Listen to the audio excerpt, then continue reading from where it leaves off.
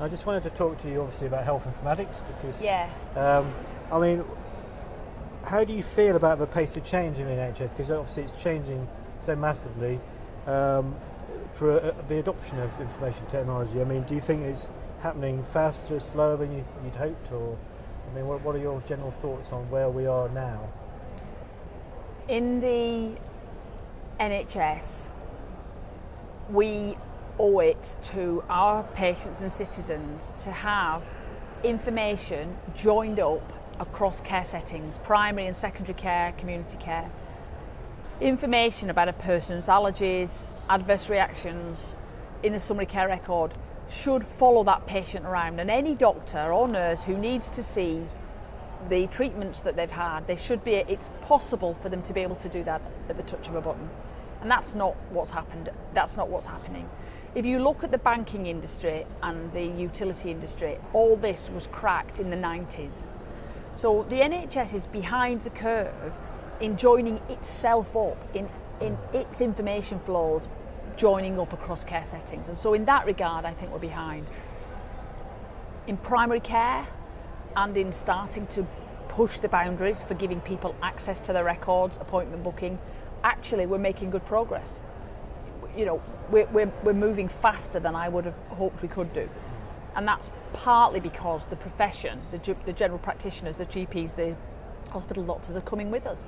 They're living in a society where they go home at the end of the day, pick up their iPad and expect to order all their goods from Amazon, and then come to work and say, I expect to be able to work like this. So we're starting to see a faster uptake, but there's a lot to do. Yeah, I was going to say, what do you see as the major challenges, over the next 5 years with the NHS and information technology? Like I say, just in secondary care, finishing the job, getting off paper, safe digital record keeping and interoperability, and then in primary care and across the whole system, actually meeting the needs of the consumer.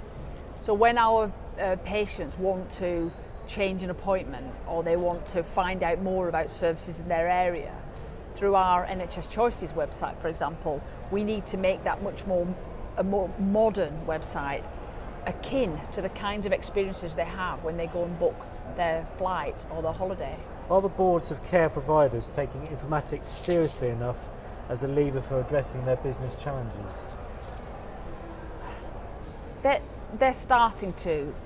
The boards of secondary care providers have got a lot to do. They've got a large to-do list, and I think that partly because some of the problems with the National Programme for IT, they have not got. This has not been a high enough priority on their agenda.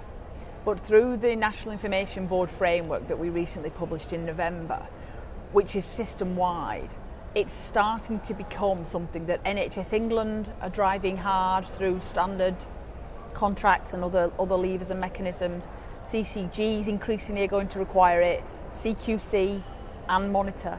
And so I feel confident that the big challenge for boards is the skills and capabilities.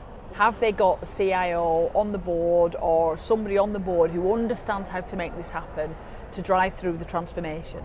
And then we move from it being something they feel they ought to do to something that they're actually doing.